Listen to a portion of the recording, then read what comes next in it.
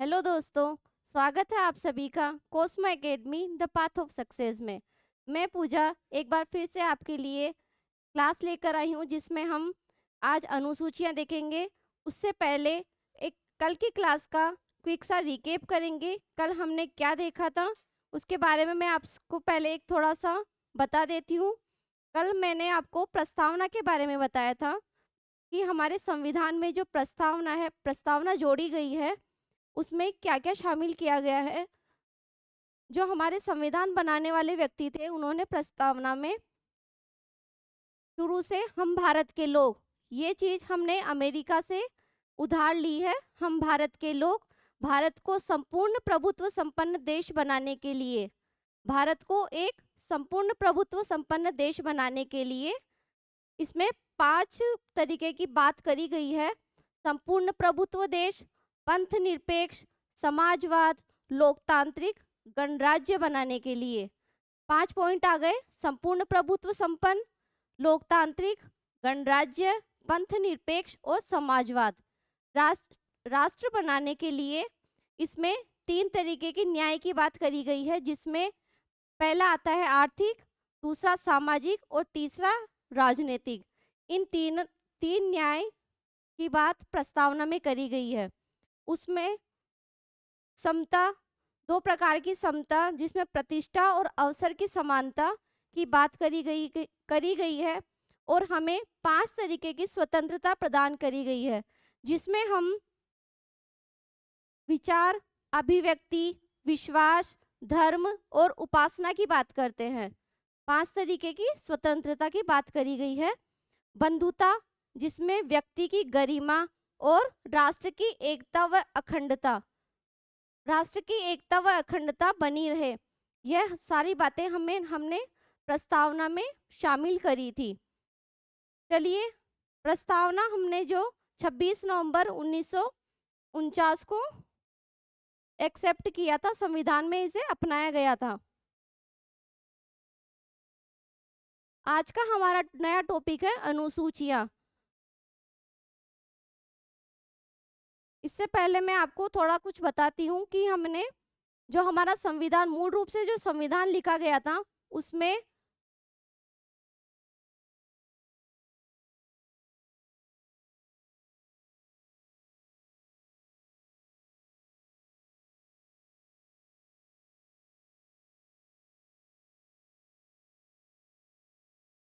मूल रूप से जो संविधान लिखा गया था उसमें 395 अनुच्छेद शामिल करे गए थे। 395 अनुच्छेद शामिल करे गए थे। इनको 22 भागों में बांटा गया था। 22 भाग।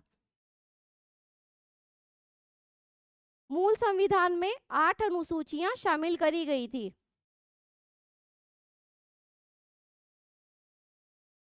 अनुसूचियां 8 अनुसूचियां थी। वर्तमान में संविधान में आप ये बोल सकते हैं कि कोई कमी रह जाती है या फिर समाज को देखते हुए कोई संविधान संशोधन किया जाता है।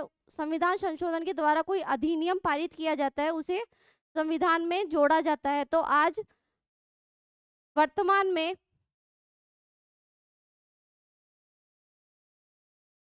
495 अनुच्छेद हैं, जिन्हें 25 भागों में बांटा गया है।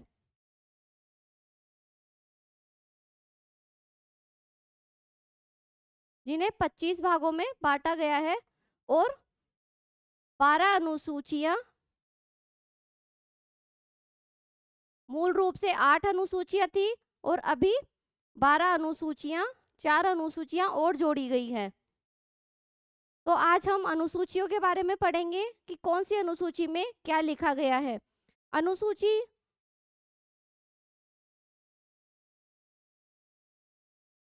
पहली अनुसूची में राज्य व संघ शासित प्रदेशों के नाम व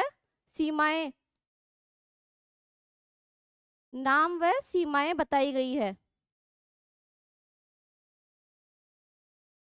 भौगोलिक व राजनीतिक एरिया पहली अनुसूची में शामिल किया गया है। ये हमें आर्टिकल 1 से लेकर 4 में मिलता है। हम आर्टिकल आगे पढ़ेंगे। एक मोटा मोटा सा नॉलेज ये लेकर चलिए कि हमने जो पहली अनुसूची की बात कर रहे हैं उसमें राज्य व संघ शासित प्रदेश शामिल करे गए हैं। हमारे वर्तमान में 28 राज्य प्लस 8 संघ शासित प्रदेश है जिनके नाम व सीमाएं पहली अनुसूची में शामिल करी गई है। दूसरी अनुसूची में संचित निधि पर भारित वेतन और भत्ते शामिल किए जाते हैं। ये वेतन और भत्ते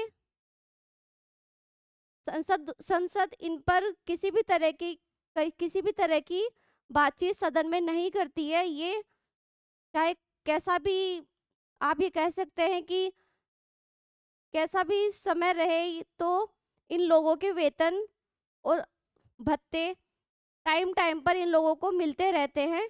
इसमें किसी भी तरीके की काटछाट या कमी नहीं की जाती, बढ़ोतरी ही करी जा सकती है। इसमें दूसरी अनुसूची में राष्ट्रपति, केंद्र और राज्य संचित निधि केंद्र की अलग होती है और राज्य की अलग होती है। केंद्र पर हम राष्ट्रपति जी को शामिल करते हैं। लोकसभा में अध्यक्ष और उपाध्यक्ष होते हैं।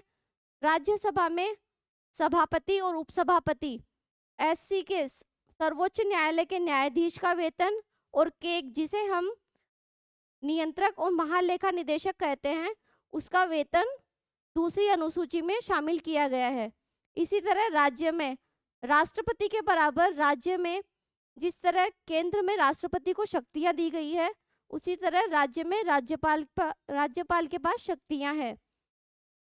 राज्यपाल का वेतन विधान परिषद में सभापति, उपसभापति, विधानसभा में अध्यक्ष और उपाध्यक्ष और एचसी के हाई कोर्ट के न्यायाधीशों का वेतन और भत्ते संचित निधि से दिए जाते हैं। एक बात यहाँ पर आपको जाननी जरूरी होगी कि जो एचसी हाई कोर्ट के जो न्यायाधीश होते हैं उनकी पेंशन राज्य की संचित निधि से ना दिए जाकर केंद्र की संचित निधि से दी जाती है। किसकी? हाई कोर्ट के न्यायाधीश की पेंशन केंद्र की संचित निधि से दी जाती है।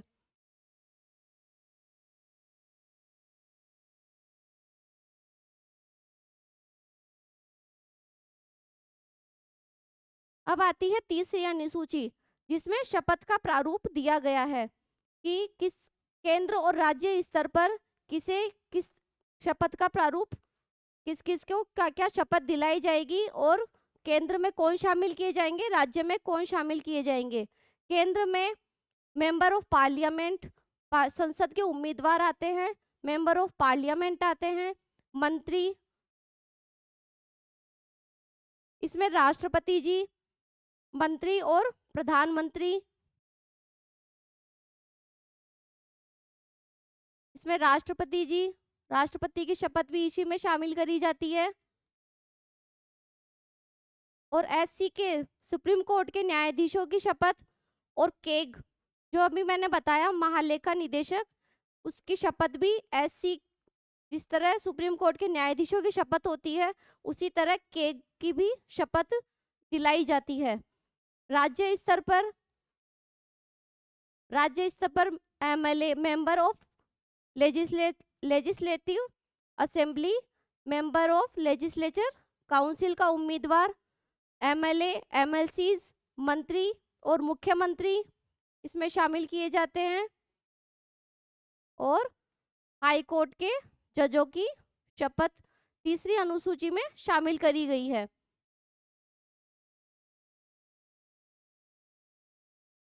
राष्ट्रपति की शपथ को आर्टिकल 60 में शामिल किया गया है, उपराष्ट्रपति की शपथ को आर्टिकल 69 में और राज्यपाल की शपथ को आर्टिकल 159 में शामिल किया गया है। ये आर्टिकल आप नोट करते जाइएगा। आगे जब हम सिलेबस में और आगे आर्टिकल पढ़ेंगे तो इनको थोड़ा डिटेल में पढ़ना पड़ेगा। राज्यसभा व उपसभापति के लिए अलग से कोई भी अलग से शपथ का प्रारूप नहीं दिया गया है। राज्यसभा के सभापति व उपसभापति, लोकसभा के अध्यक्ष व उपाध्यक्ष के लिए अलग किसी भी तरह की शपथ नहीं दिलाई जाती है। उनको जो मैंने आपको पीछे बताया जो मंत्री होते हैं या उनके सदस्य होते हैं, एमएलए या एमपी आप कह सकते हैं, तो उनको उनकी जो शपथ दिलाई जाएगी उसी में ये लोग भी शामिल होते हैं। इनके अलग से इनके पद के हिसाब से उनको शपथ नहीं दिलाई जाएगी। चौथी अनुसूची में राज्यसभा की सीटों का बंटवारा किया गया है। राज्यसभा की जो सीटें होती है, राज्यसभा में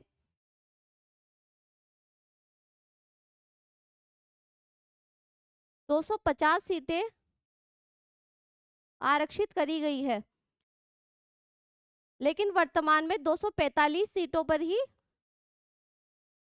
चुनाव किए जाते हैं। इनमें से भी 12 सदस्य राष्ट्रपति जी के द्वारा नामित किए जाते हैं, जिसमें से आप विज्ञान, कला, संस्कृति, इन सभी अलग अलग क्षेत्रों में से 12 सदस्य राष्ट्रपति जी के द्वारा निर्वाचित किए जाते हैं और बाकी 233 सदस्य चुनावों के द्वारा इसमें शामिल होते हैं। 12 और 233 सदस्य। राज्यसभा में सीटों का बंटवारा जनसंख्या के हिसाब से किया जाता है। जिस राज्य की जितनी जनसंख्या होगी उसे राज्य में उस हिसाब से सीटें अलॉट करी जाती है। जिस हिसाब से उत्तर प्रदेश की जनसंख्या सबसे ज़्यादा है तो उसे राज्यसभा में 31 सीटें दी गई है और लोकसभा में 80 सीटें अलॉट करी गई है। गोवा जैसे सबसे छोटा राज्य है तो उसके अंदर और जनसंख्या भी थोड़ी कम है तो उसमें राज्यसभा में 1 और लोकसभा में 2 सीटें अलॉट करी गई है। एक संघ शासित प्रदेश है सिक्किम, जिसमें राज्य में 1 और लोकसभा में भी 1 सीट सिक्किम को दी गई है। सिक्किम को, ये मैंने आपको गोवा का बताया और ये आपको यूपी का। सबसे ज्यादा यूपी को राज्यसभा में और लोकसभा में सीटें मिली है। जनसंख्या जितनी ज्यादा जनसंख्या होगी उसे उस हिसाब से सीटें अलॉट कराई जाती है। राजस्थान में राज्यसभा में 10 सीटें हैं और लोकसभा में 25 सीटें अलॉट करी गई है।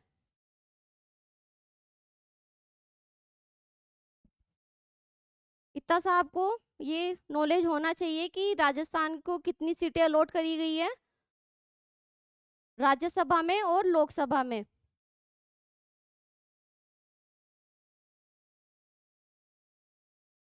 राज्यसभा में सीटों का बंटवारा जनसंख्या के अकॉर्डिंग दिया जाता है।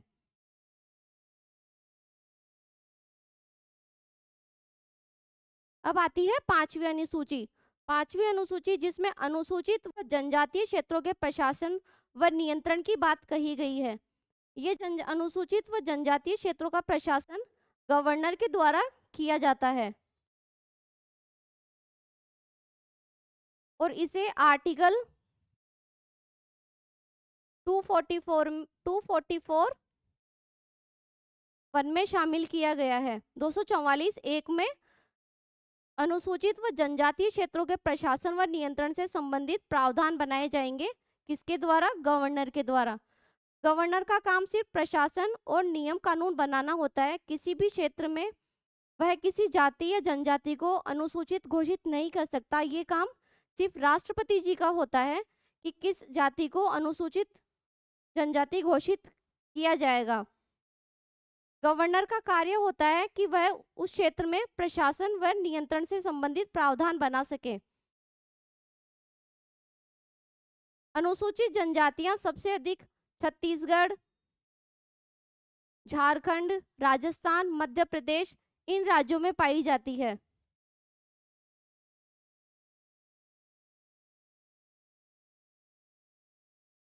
छठी अनुसूची जिसमें अनुसूचित व जनजातीय क्षेत्रों के प्रशासन के बारे में से संबंधित प्रावधान दिए गए हैं। ये अनुसूचित व जनजातीय क्षेत्र जो नॉर्थ ईस्ट के एरिया आते हैं उसमें असम, त्रिपुरा, मेघालय और मिजोरम, जिसे हम एटीएम करके भी याद कर सकते हैं कि असम, त्रिपुरा, मेघालय, मिजोरम में छठी अनुसूची में इन चारों की बात कही गई है। इन चारों के जो अनुसूचित व जनजातीय क्षेत्र है उनका प्रशासन व नियंत्रण छठी अनुसूची में रखा गया है। और इनका प्रशासन व नियंत्रण कौन करता है? इसमें एक काउंसिल बनाई जाती है जो स्वायत्त जिला, इनकी एक खुद की काउंसिल होती है। ये इसमें गवर्नर का कोई कार्य नहीं होता, राज्यपाल इसमें दखलंदाजी नहीं करता है। इसमें काउंसिल स्वायत्त सेवा परिषदें होती है जो अपने नियम और कानून खुद से बनाती है। स्वायत्त सेवा परिषदें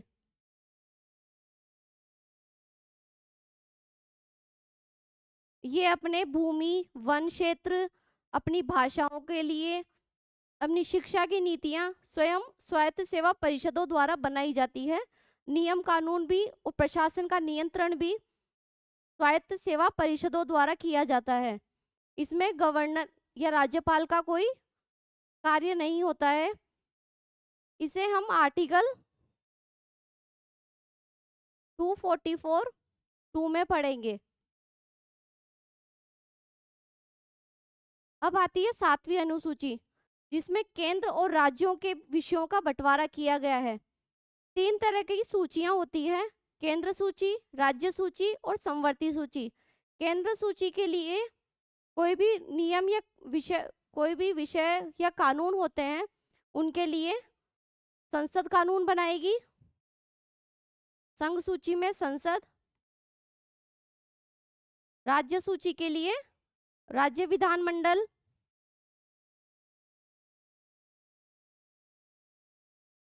और समवर्ती सूची के लिए संसद प्लस राज्य विधानमंडल, ये दोनों मिलकर कानून बनाते हैं।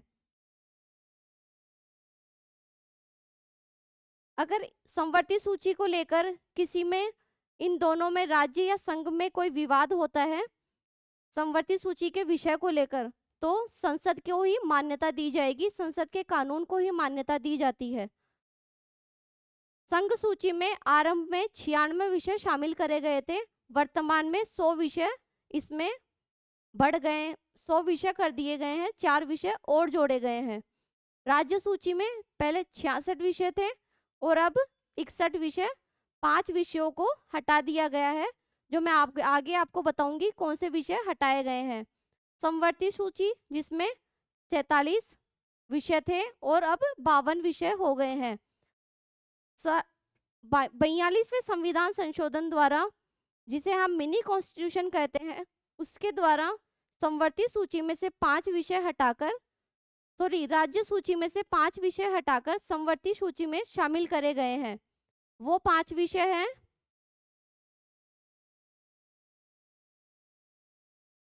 वन, वन्यजीव,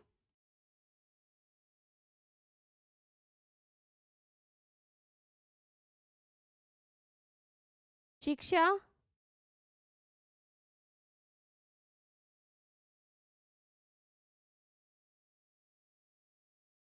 वन, वन्यजीव, नापतोल की इकाइयां, न्यायिक प्रशासन और शिक्षा, ये 5 विषय 42वें संविधान संशोधन द्वारा राज्य सूची से हटाकर कॉन्करेंट लिस्ट, जिसे समवर्ती सूची कहा जाता है, उसमें शामिल करे गए हैं। अब आती है 8वीं अनुसूची। 8वीं अनुसूची में संवैधानिक भाषाओं को संवैधानिक मान्यता दी गई है।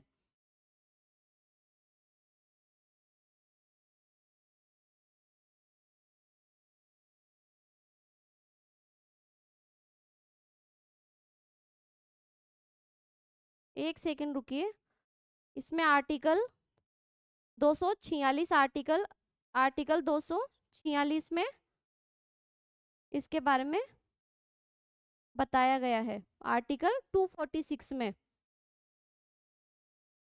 अब आती है 8वीं अनुसूची, जिसमें भाषाओं को संवैधानिक मान्यता दी गई है। मूल रूप से जो संविधान बना था उसमें 14 भाषाएं शामिल करी गई थी, जिसमें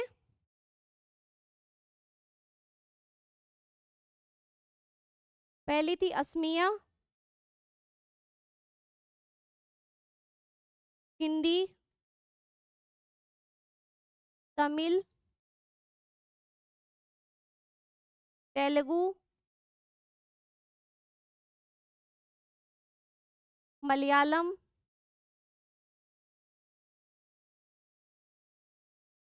संस्कृत, उर्दू,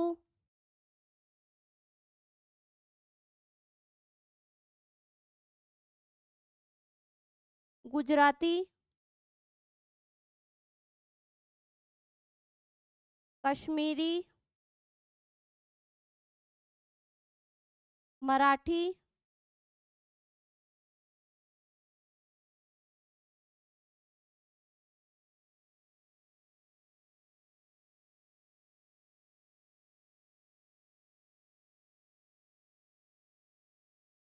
पंजाबी,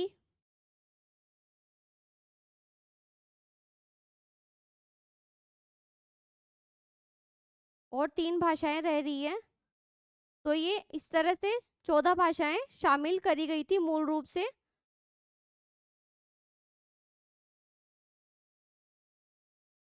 एक है बांग्ला और कन्नड़।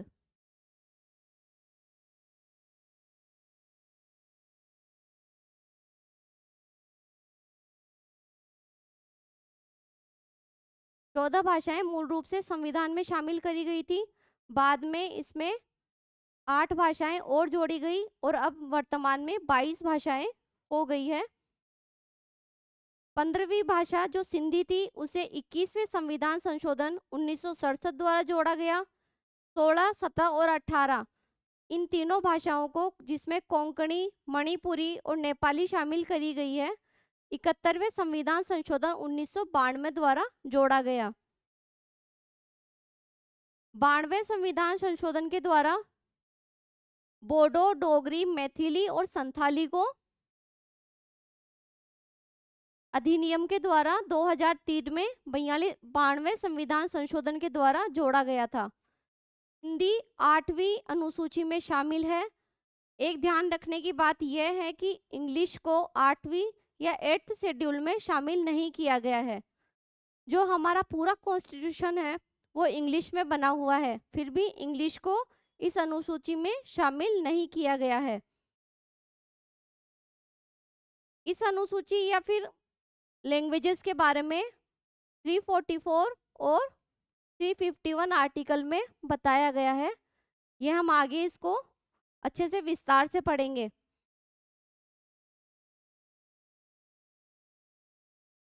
अनुसूची में भाषाओं को शामिल करने का मुख्य उद्देश्य ये था कि हमारी सांस्कृतिक भाषाओं का विकास और संरक्षण किया जा सके ताकि ये आगे जाकर लुप्त ना हो। अब आती है 9वीं अनुसूची, जिसमें अधिनियमों को न्यायिक पुनरावलोकन से संरक्षण करना होता है। 9वीं अनुसूची को फर्स्ट संविधान संशोधन 1951 द्वारा जोड़ा गया था। फर्स्ट संविधान संशोधन, सबसे पहला जो संविधान संशोधन हुआ था 1951 में, उसके द्वारा 9वीं अनुसूची को जोड़ा गया था, जिसमें अधिनियमों को न्यायिक पुनरावलोकन की शक्ति से बाहर रखा गया था। जो भी अधिनियम बनाए जाएंगे उसको अगर 9वीं अनुसूची में डाल दिया जाता है तो उसे न्याय में पेश नहीं किया जा सकता। न्यायालय को ये शक्ति नहीं है कि वह उसका दोबारा से अवलोकन कर सके। ये जो 9वीं अनुसूची थी ये जमींदारी व्यवस्था को समाप्त करने के लिए बनाई गई थी और भूमि सुधारों को लागू करने के लिए। उस समय जमींदारी व्यवस्था इतनी चरम सीमा पर थी, उसे हटाने के लिए ये अनुसूची बनाना जरूरी था और इसे एक अधिनियम के द्वारा पारित किया जाना जरूरी था। मूल रूप से इस अनुसूची में सिर्फ 13 अधिनियम शामिल थे, लेकिन अभी ये बढ़कर इनकी संख्या 288 हो गई है। एक काफी बड़ी संख्या हो गई है जिसे 9th शेड्यूल में शामिल कर लिया गया है। एक बहुत ही फेमस वाद हुआ था IR कोएल्हो।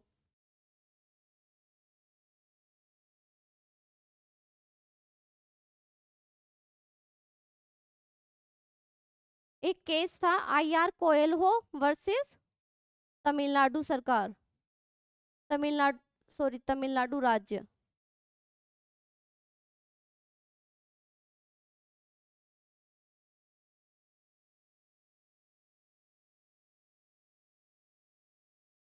इस केस में सुप्रीम कोर्ट ने यह निर्णय दिया था कि जो भी 24 अप्रैल 1973 के बाद में 24 अप्रैल 1973 के बाद में इस अनुसूची में या इस 9th शेड्यूल में जो भी अधिनियम शामिल करे जाएंगे, जो भी विषय शामिल करे जाएंगे, उनका न्यायिक पुनरावलोकन किया जा सकता है। यह एक न्यायालय की शक्ति है, क्योंकि जो एक फेमस केस जो मैंने आपको पिछली क्लास में बताया था कि केशवानंद भारती केस हुआ था, जिसने प्रस्तावना के बारे में एक बात कही गई थी कि प्रस्तावना इसका संविधान का अंग है या नहीं है। ये बात केशवानंद भारती केस में उठाई गई थी। तो सुप्रीम कोर्ट ने यह फैसला दिया था कि प्रस्तावना संविधान का भाग है, लेकिन संसद उसमें कोई किसी प्रकार की कटौती नहीं कर सकती, संविधान से छेड़छाड़ नहीं कर सकती। और ये संविधान के बुनियादी ढांचे की अवधारणा दी गई थी कि संविधान का बुनियादी ढांचा किसी भी तरह से खराब या उसमें कोई कमी या फिर गलती नहीं की जानी चाहिए। यह माना गया कि उसकी न्यायिक पुनरावलोकन संविधान का बुनियादी ढांचा है तथा इसे कम नहीं किया जा सकता। न्यायिक पुनरावलोकन की शक्ति संविधान के द्वारा सुप्रीम कोर्ट को दी गई है, चाहे इस अनुसूची में बाद में कोई विषय शामिल करे जाए या नहीं किए जाए। 24 अप्रैल 1973 के बाद में जो भी वाद या फिर अधिनियम इसमें शामिल करे जाएंगे, उन सब का न्यायिक पुनरावलोकन किया जा सकेगा।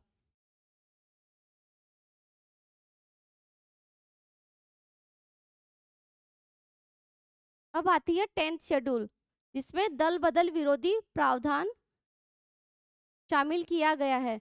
इसमें कोई भी सांसद अपने कार्यकाल के दौरान अपनी पार्टी नहीं बदल सकता। अगर वह ऐसा बदलता है तो उसकी सदस्यता अमान्य कर दी जाएगी, उसे उस पद से हटा दिया जाता है। अगर कोई दल है वो 2/3 सदस्यों के साथ किसी दूसरे दल में शामिल होता है तो यह विलय वैध माना जाएगा। अगर कोई व्यक्ति 2/3 सदस्यों के साथ, अगर किसी एक पार्टी के 2/3 सदस्य दूसरी पार्टी में जाना चाहते हैं तो वह एक रिटर्न में लिख कर देते हैं, साइन करके देते हैं, और ये चीज लोकसभा या राज्यसभा के सभापति, उपसभापति या फिर लोकसभा के अध्यक्ष निर्धारित करते हैं कि ये वैध है या नहीं है। तो इस तरह से वह, अगर वो जाते हैं तो उनका विलय मान लिया जाता है। कोई भी निर्दलीय सदस्य होगा वो राजनीतिक दल में, किसी भी राजनीतिक दल में शामिल नहीं माना जाएगा या फिर वो नहीं हो सकता है। मनोनीत सदस्य, जो भी मनोनीत सदस्य होते हैं वो 6 माह के भीतर किसी भी दल के सदस्य बन सकते हैं। 6 माह के भीतर अगर वह किसी दल की सदस्यता नहीं लेते हैं तो उनकी सदस्यता रद्द कर दी जाती है या फिर उन्हें उस दल का सदस्य नहीं माना जाएगा। यदि कोई सांसद इस व्हिप या सचेतक का उल्लंघन करता है तो राजनीतिक दल में उसे 15 दिन में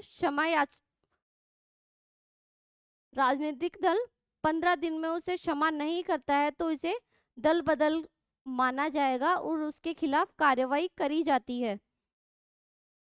ये दल बदल का निर्णय सभापति या लोकसभा अध्यक्ष या सभापति द्वारा दिए जाते हैं और इस निर्णय को न्यायालय में चुनौती दी जा सकेगी कि यह निर्णय सही है या नहीं है। इसे सुप्रीम कोर्ट या हाई कोर्ट में ले जाया जा सकता है।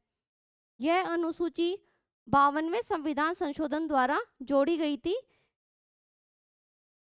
91वें संविधान संशोधन के द्वारा इसमें कुछ बदलाव भी किए गए थे। 92 और 91 ये दोनों 10वीं अनुसूची से संबंधित है। 92वां संविधान संशोधन और 52वां संविधान संशोधन और 91वां संविधान संशोधन दोनों 10वीं अनुसूची से दल बदल कानून से संबंधित है। ये एक बहुत ही बड़ा केस हुआ था कि हो तो हो लो होन।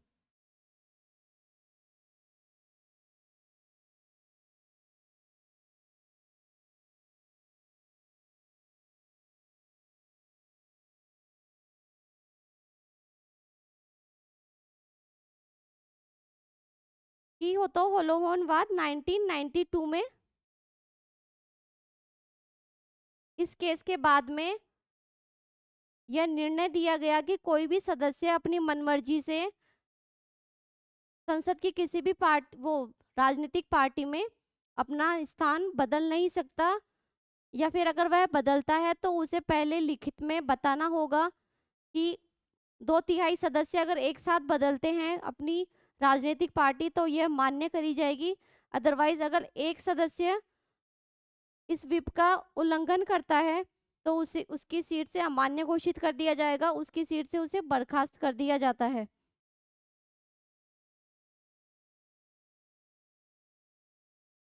अब है 11वीं अनुसूची, जिसमें पंचायती राज संस्थाओं को विषय दिए गए हैं। पंचायती राज जो हमारे गांधी जी का सबसे बड़ा सपना था कि गांवों को सबसे ऊपर रखा जाना चाहिए। अगर नींव हमारी बेहतर होगी या मजबूत होगी तो ऊपर का जो ढांचा बनेगा वो भी बेहतर बनेगा और मजबूत बनेगा। तो जो गांव या पंचायत स्तर है वो गांधी जी ने इसे बुनियादी ढांचा बताया था। पंचायती राज संस्थाओं को 29 विषय दिए गए हैं पंचायती राज व्यवस्थाओं को। राजस्थान में 29 में से 22 विषय को अपनाया गया है। 22 विषय पंचायती राज संस्थानों को दिए जा चुके हैं और ये 73rd कॉन्स्टिट्यूशन अमेंडमेंट 1993 द्वारा ये अनुसूची जोड़ी गई थी।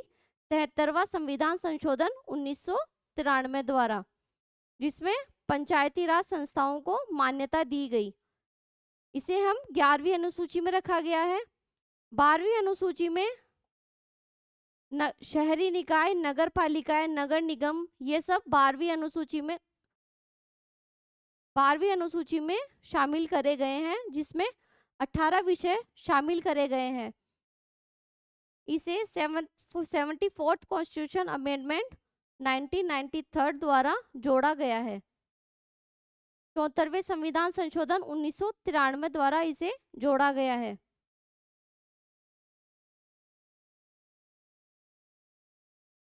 तो ये थी 12 अनुसूचियां जो मैंने आपको डिटेल वाइज समझाई है। उम्मीद है आपको ये काफ़ी अच्छे से समझ आई होगी। एक आप इसकी जो PDF है वो हमारे चैनल पर जाकर या फिर एप्लीकेशन पर जाकर इसे डाउनलोड कीजिए और इसे अच्छे से रिवाइज कीजिएगा। Thank you so much.